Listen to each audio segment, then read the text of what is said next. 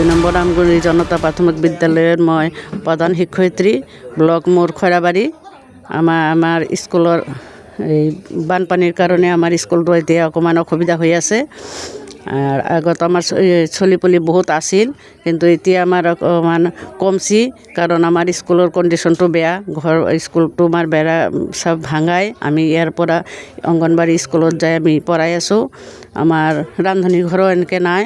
আমাৰ চলি আগত বহুত আছিল, 100ৰো অধিক আছিল, কিন্তু এতিয়া আমাৰ অকণমান অসুবিধাৰ কাৰণে আমাৰ চলিবিলাক গুচি গ'ল। আমি অংগনবাড়ীতে যে পঢ়াই আছোঁ, তা আমাৰ বহিবৰ কাৰণে চিট নাই। আমি নিজে টিপাল কিনি বজাৰৰ পৰা আনি সিহঁতক বহিব দি আছোঁ। আমাৰ চলিলৈ আমি এনেই ঠিকেই আছোঁ, কিন্তু অকণমান যদি আমাৰ স্কুল বিল্ডিংটো বা আৰ্ট ফিল্ডিংটো দিব পালে চৰকাৰৰ পৰা বহুত ভাল আছিল। এতিয়া আমাৰ অকণমান বানপানী আহিলে আমি স্কুলত পঢ়াবও নোৱাৰোঁ, স্কুলৰ ফিল্ডেদি যাবই নোৱাৰোঁ। এইটো আকৌ আমাৰ BTCৰ ইলেকশ্যন চেণ্টাৰ, কিন্তু এতিয়া আমাৰ চৰকাৰৰ ফালৰ পৰা আমাক কোনো মানে সহায় দিয়া নাই। স্কুলৰ কাৰণে একোৱেই আমি পোৱা নাই। আমাৰ চলি বহিবৰ কাৰণে ডেস্ক বেঞ্চ নাই। আমি বহুত কষ্ট কৰি চলিক পঢ়াই আছোঁ। বহুত অসুবিধাৰ ভিতৰত আমি আছোঁ। আমি নিজেই বাউণ্ডাৰীৰ কাৰণে বাঁহ বেত আনি বা নেট কিনি আমি বেৰা চেৰা দি আছোঁ।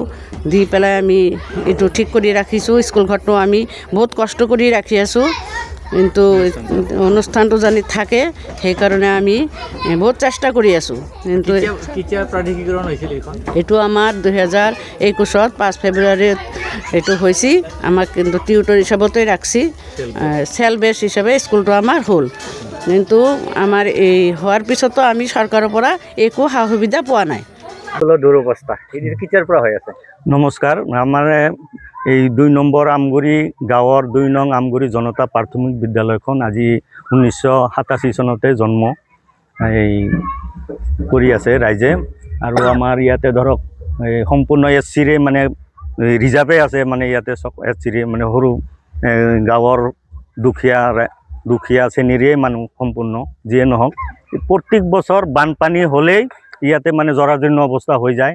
আজিলৈকে মানে ধৰক এই 2021 চনৰ 5 ফেব্ৰুৱাৰীত এইখন প্ৰাধিকৰণ কৰে, মানে এই চেল বেছ হিচাপত মানে স্কুলখন প্ৰাধিকৰণ কৰে।